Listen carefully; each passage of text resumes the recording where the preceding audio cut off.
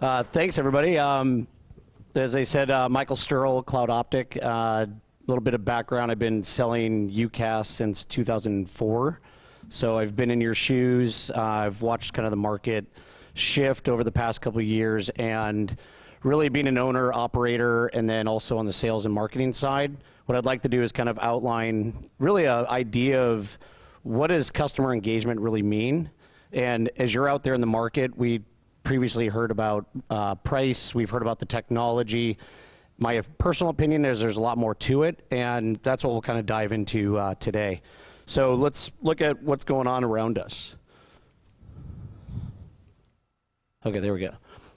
So the whole idea that I want you to think about while we're going through the presentation is this whole idea of big data analytics. There's a lot of information in the platform itself. There's a lot of information in your Salesforce.com or your CRM in general. But let's really think about what's happening there. And the reference to the IDC with big data in general is there's a lot of platforms in the space that ultimately will help you succeed. And I just want to let you know that this isn't going away. This is really what we got to start to focus on as providers to our customers. And ultimately, like, how does that affect customer engagement is what we'll go through in that scenario. But first, let's agree that there's really 3 simple steps to really the sales process. And we could say there's 4 with how do we prospect, but ultimately, what we have to focus on as providers is really this acquire, nurture, grow. And ultimately what happens is everybody fails on nurture and grow. They're so excited to acquire a customer, they forget about the customer. They turn them up, they move on, they sell one widget. And the whole idea is there's so much more opportunity based on once you have the customer. So we want to break that down, and we want to start to understand how do we align our business processes to these 3 channels at the end of the day. And ultimately what we're fighting is this idea of churn. And churn happens for 2 reasons, right? Your customer goes away, they die, they go out of business. Or you haven't solved the ultimate problem that they're going after.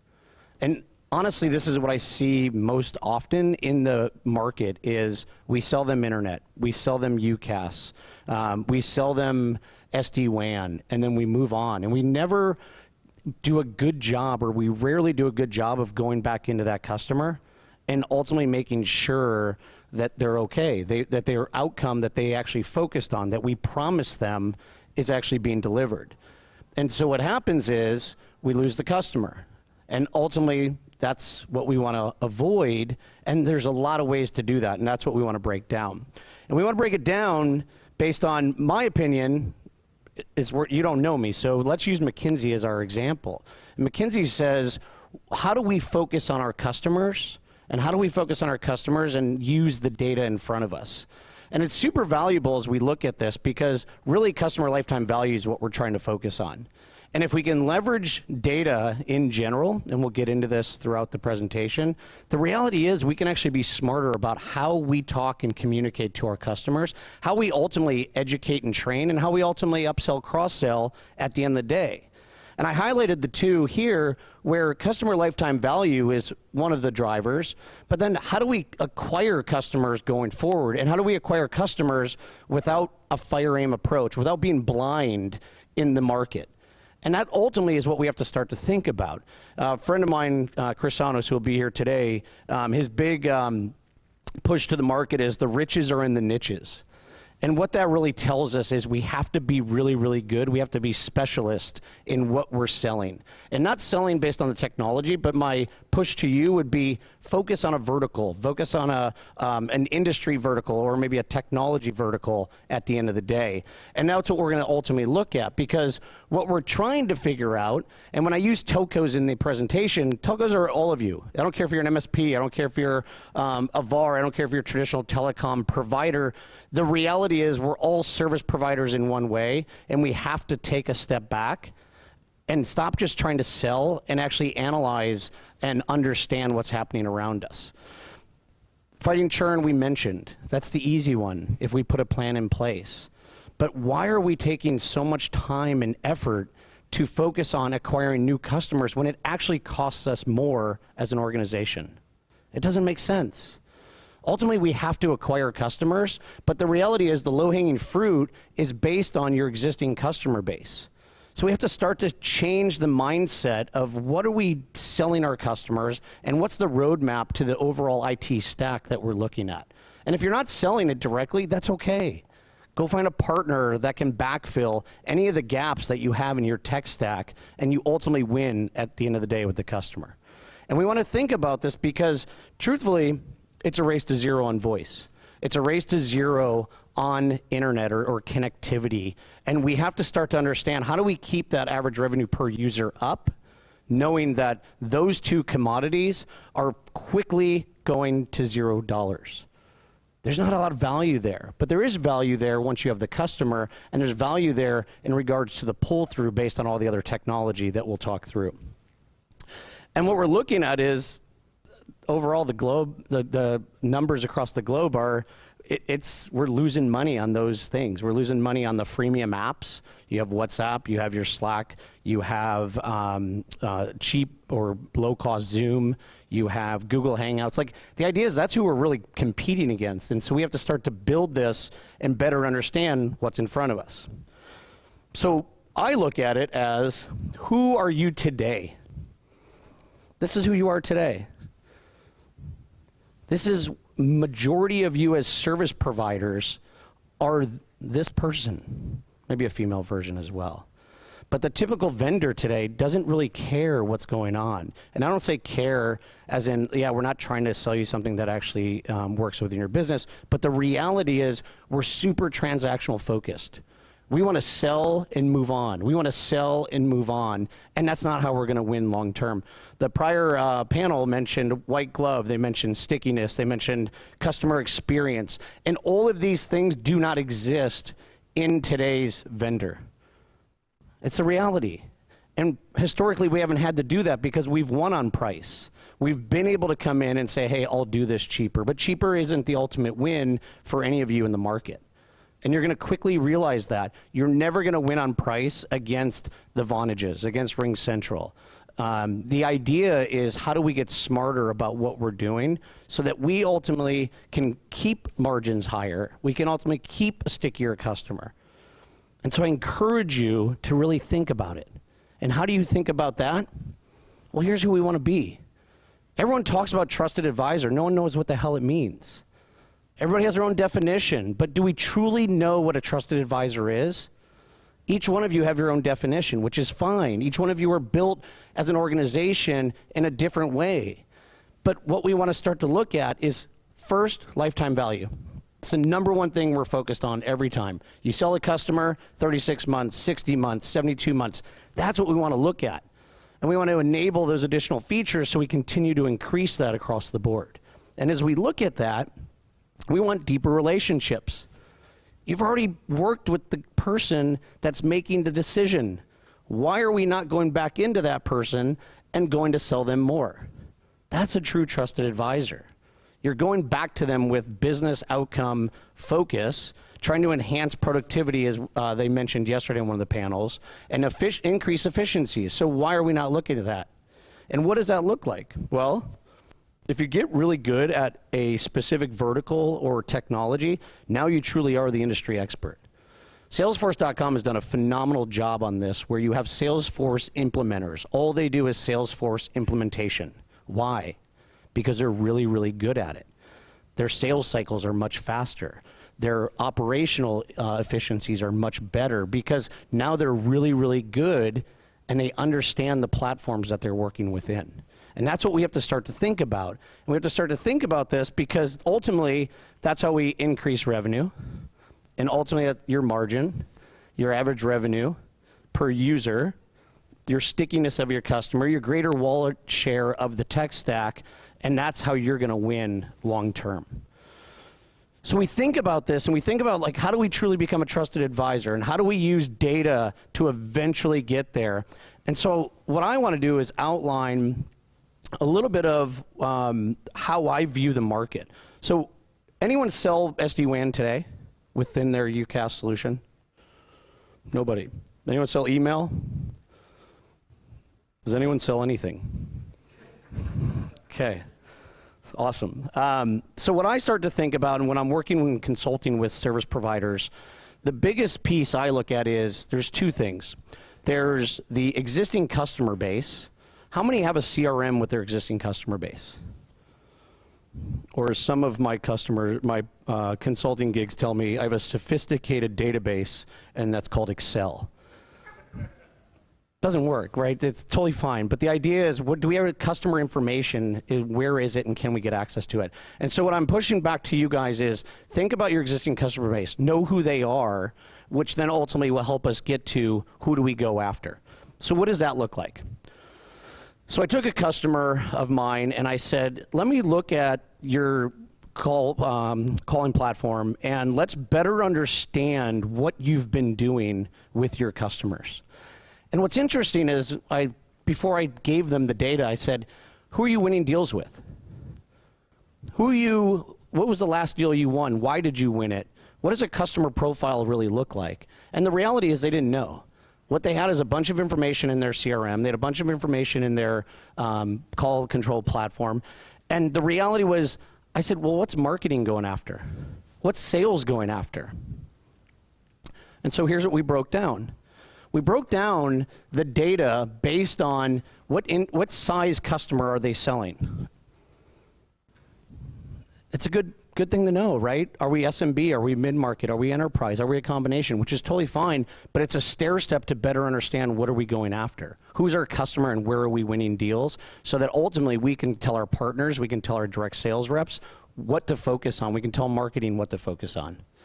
And so what we looked at then was, what's that revenue look like for that customer? Like, what's their overall revenue look like? And how do we correlate that to the size of the customer? And ultimately, we could write an algorithm that says, here's the IT spend based on that customer's revenue, which is fine, but we're not necessarily trying to get there.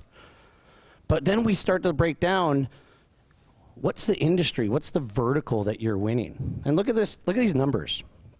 So what's interesting about these numbers is 14% are insurance type broker services. 14%. 24% total if we include the engineering component. What that tells me is a quarter of your business, you know exactly who to go prospect after. It's that clear. And so when we start to think about this overall design of customer engagement, the idea is, let's understand who we're working with so we can have a better conversation with them.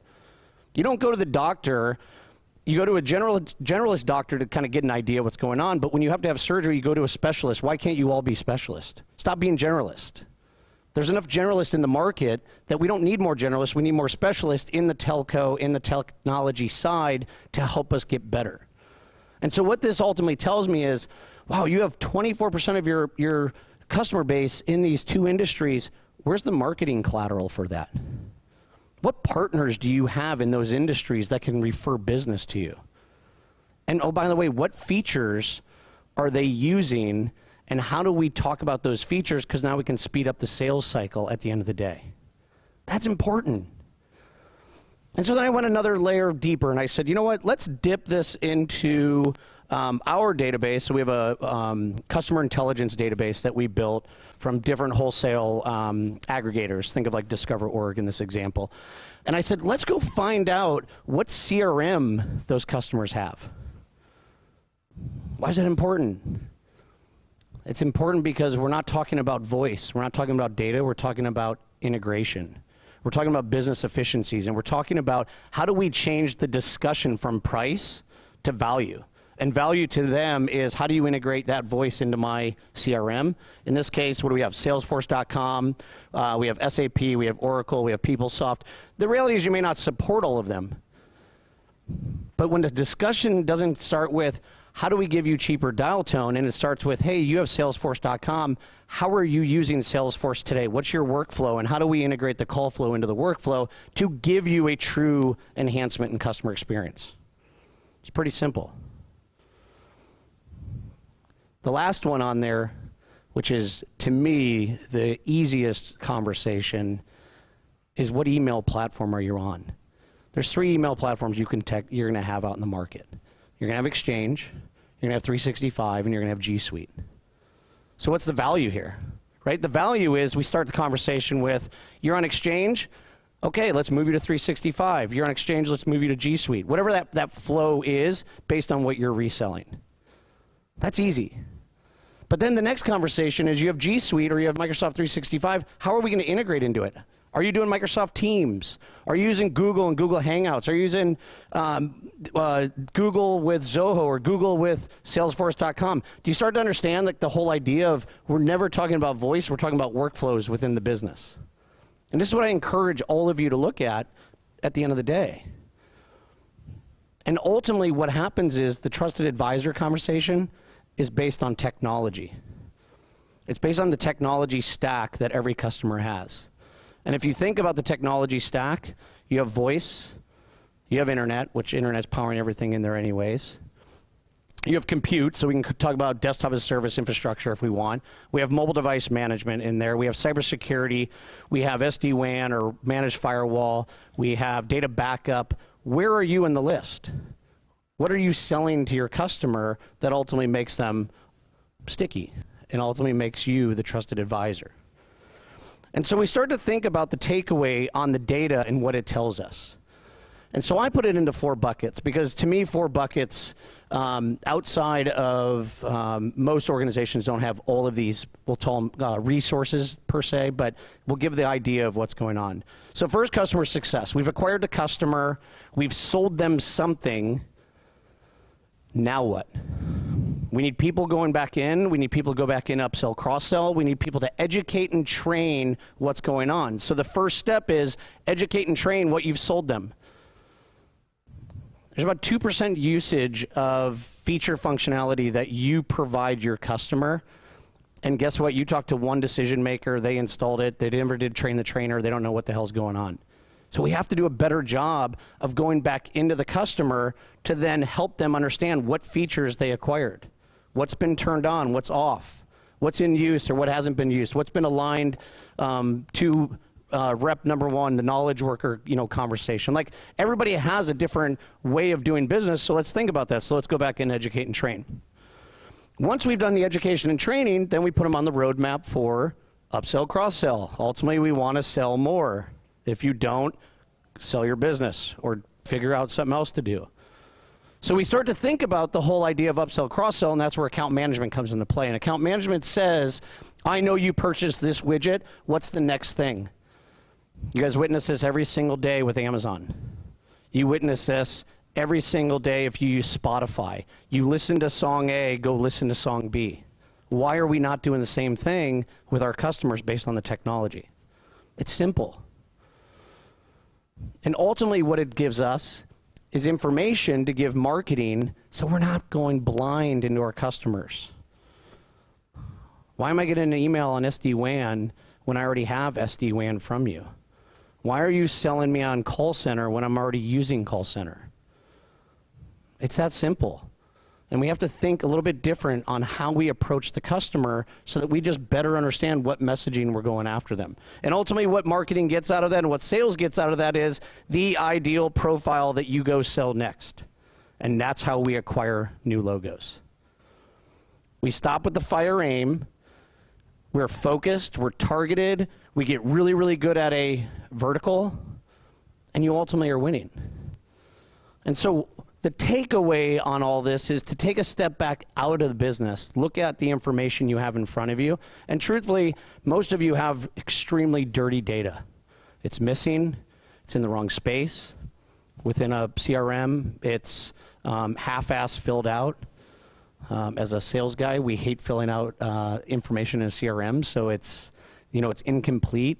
But take a step back and at least try to prioritize what you have. Get a domain of all the customers. Get a phone number. Your 2 unique identifiers for every customer you have are those. And then go use a service. You could use Cloud Optik as your service to do it. You could use others that are out there and go enrich that data that you have and start to think about how do we position the information we have and then how do we go to market with it. And I'm going to leave you with a process that I use with many of my clients. And this process is pretty straightforward. Now, some of it manual, it can be automated over time, but the idea is we have to figure out what we're connecting to. And so your takeaway on that is, what systems do you have in place? What systems do you have in place that are storing information about either prospects or customers? Once you've identified that, now look at it and say, okay, what's the assessment and planning? So what are we ultimately trying to do? What are we trying to get out of these databases? And once we've been able to do that, then we can start to do data collection. Do we need all objects from every system? The answer is no.